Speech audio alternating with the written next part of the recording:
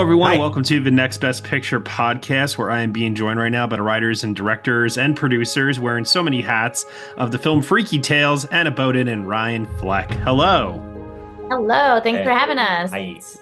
I've been meaning to talk with you guys for quite a long time. You've made a number of my favorite films over the last couple of years, and in this one, you guys decided to do a mashup of a bunch of stories here, which has been quite amusing, a lot of fun. I imagine following something as big in scale like Captain Marvel, like you guys wanted to probably have a lot of fun with this and just let the creativity fly, I imagine. So, tell me a little bit about like just where your headspace was at following like a production like that and what made this the right time to tell Freaky Tales.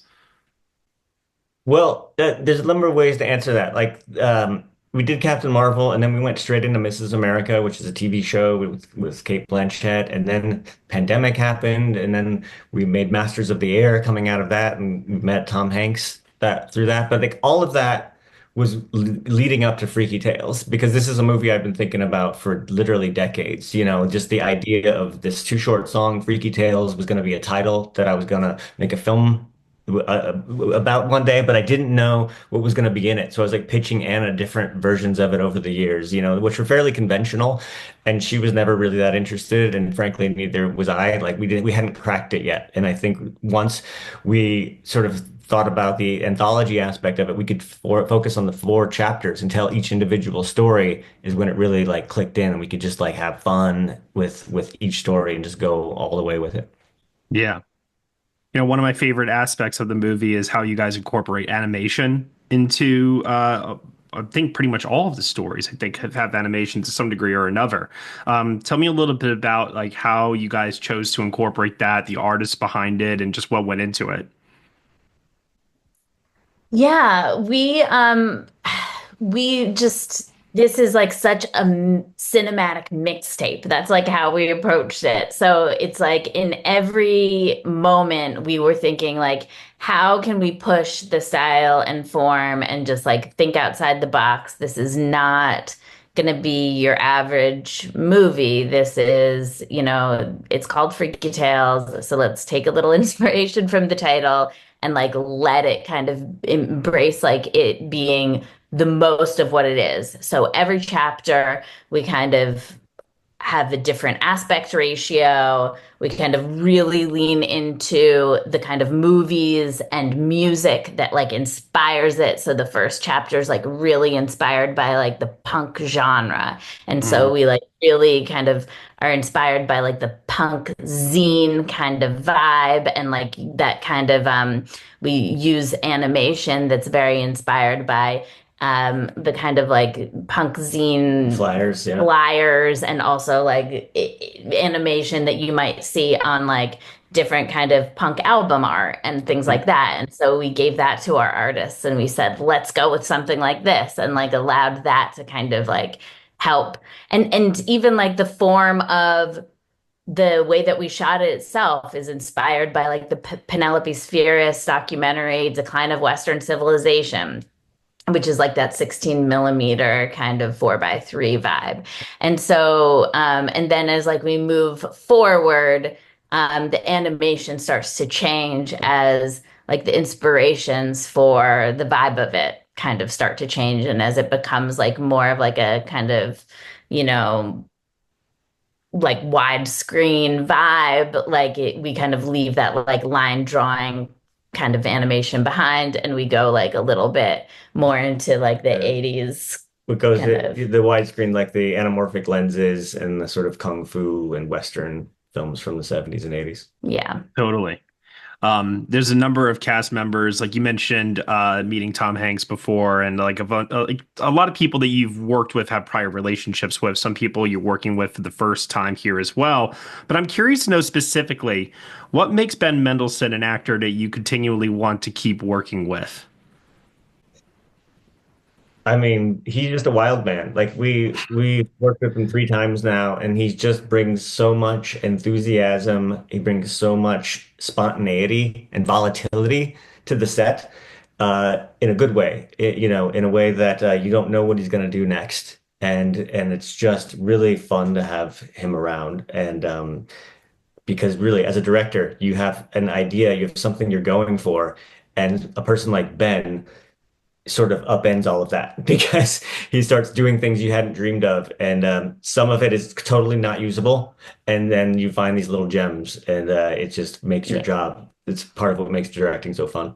Yeah. And Yeah. sometimes just like, can you just do what I thought in my head? Let's just go. Um, Unfortunately, a cast member who's no longer with us anymore is Angus Cloud, who passed away now 2 years ago at this point. This is officially now his final film as part of his filmography to be released. What was he like on set?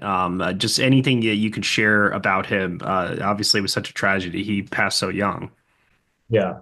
Angus is great. We were trying to cast a lot of Oakland legends in the movie, both young legends and older legends from like Tom Hanks, but also Angus Cloud, Mhm. who lives and breathes Oakland. He lived there. He had his voice is he's got the Oakland dialect. And that part he plays was really written straight down the middle. It was written as just kind of a vanilla character who's just like setting up Ben's character in the movie. But when Angus got on set and started reading it in his own specific way, it really opened up, it made it so much more unique. And you sort of feel for the guy. You know, you don't just he's not boring. You're like, wow, who is this guy? How did he get here?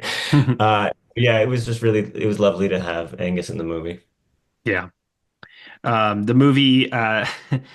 The, I don't want to like reveal too much here, so I'm trying my best to like tiptoe around certain things. But I'll just say that there is a memorable cameo in the movie of a video store clerk who offers Pedro Pascal movie recommendations. And I'm just curious to know for the two of you, what were some very memorable recommendations you received back in the day when you would venture into a video store? Well, Ryan was the one giving the recommendations because he worked at the video store, and the Ah, character is loosely based on an older, crankier version of teenage Ryan. I mean, Um, but I'll tell you, not a recommendation that I got, but I would give. I remember I worked in a small mom and pop video store, and I also worked in a Blockbuster. And I remember somebody, there's the Bad Lieutenant is an NC-17 movie, right? But at Blockbuster, it's an R-rated movie because they didn't carry the NC-17 cut. And I remember somebody coming in and returning it because they're like, "What the hell is this?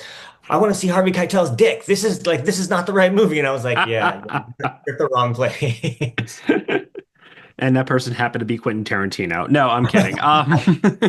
Just sounds like something he would say. What was for Jay Ellis the most complicated stunt to pull off with him in the third act or the fourth act? I don't know what you would call it, but yeah, the final sequence of the movie. I mean, Jay was so incredible. I mean, you'd have to ask him what was the hardest for him. I don't know exactly because he didn't know anything about martial arts before he Wow. started this movie. He like knew how to play basketball and like we thought like he's an athletic guy. He looks fit. Like this is gonna be no problem. He was like, I'm such a fast learner, it'll be cool. Ron Yuan, our action designer and stunt coordinator, got together with him to like do an assessment and then he called us afterwards. He's like, we're in trouble. And and He didn't then exactly say no, that, he but didn't exactly say we have that. work to do. We He have said work. we have work to do. And then and but like but Jay, to his credit, was like, I am going to do all my stunts on this movie. Like I am Hmm. going to do it. I'm going to work my butt off and I'm going to do all my stunts on this movie. And he did. He worked, he flew himself back and forth to Oakland so that he could work with the stunt team like 3 days a week. And he went from knowing no martial arts to being able to use every single one of those weapons, doing like high kicks, like all that. That is all him in the movie. And it was incredible. And he was, I mean, I've like never seen anything like that in like a relatively short period of time. And we did like plan our schedule so that we were shooting that last. But So I don't know what ended up being the hardest for him. Maybe when he's like jumping across the stairwell, Mm, you know, like when he does that jump across the stairwell, that was pretty incredible. Mhm. He like sure. actually, yeah, that Yeah, no, was. totally. And as I was mentioning earlier, the movie is a lot of fun and it has a lot of Maybe variety in when he terms puts his of, hand like right through that guy's torso, which oh, that was he pretty actually did brutal. that. I mean, he put his hand through a guy's torso. Yeah, the He guy died. died, He sacrificed himself for the movie. but A lot of paperwork. yeah. I mean, I didn't think he was going to be able to pull that off, but all that training, side topic. Psychosis is a hell of a thing. As I was saying, this is a very fun movie. There's a lot of style to it, and you guys were mentioning earlier about how you play with different camera formats, editing techniques, modulation of performance. I'm curious to know, like, what other tricks go into separating something from being completely earnest and grounded in reality versus a bit of tongue in cheek. Hey, we're a little self aware about what we're doing here and we're having fun with it. I don't think we thought about it, honestly. Like the movie just sort of just when we set out to make a movie called Freaky Tales and we knew we were going to have these chapters and the story started to come together, it was just like this is what it is. It's a mix of things that I remember from my childhood, one foot in reality, one foot in another dimension, and it's going to have references that are local references to things that I about the area, but also all these movie references because this was part of how I grew up and Anna as well. And so this is just once we knew this was the movie we were making, there was no turning back. Like we're gonna put it all in there and just go for all of it. But I mean, you got to let the audience know, like, you got to let the audience in on it if that's the question. And like, Hmm. there is part of, I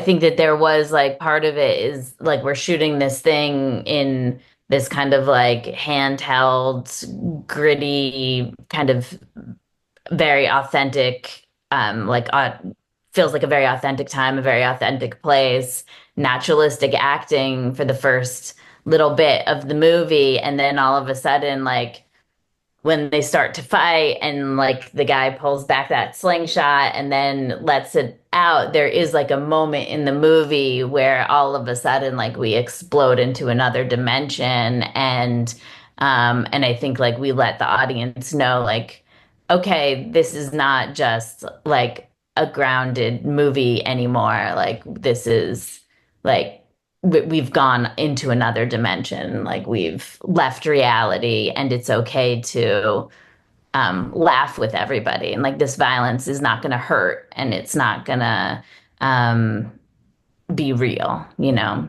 Yeah. Um, and I mean, and there were little clues along the way, even before that, that like this is going to be tongue in cheek. But I think that's really for people who weren't picking up on those little clues. Like that's really where we let everybody else know, you know, Hmm.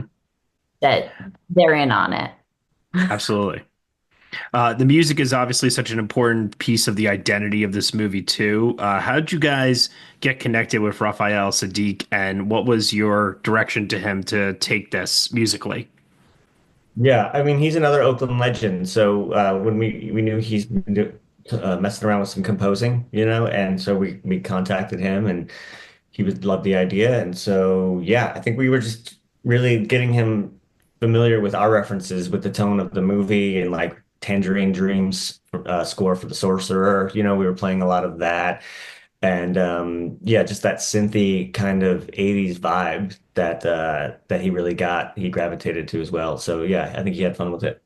Yeah, I think so too. It's definitely, like I said, the kind of thing where you could just let the creativity flow and come up with something that can be very entertaining for an audience, which is pretty awesome. And speaking of which, too, premiering this over at Sundance, you guys are no strangers to that festival as well. I was very curious. I was very surprised when I watched this movie to see that it didn't play in the midnight section. I remember at Sundance. I think it was part of the premieres section, and big name stars attached to this, so it's not necessarily too surprising. But I was just really curious for my own personal information. Did you guys like have a say in which section it goes in, or is that all Sundance who makes those decisions?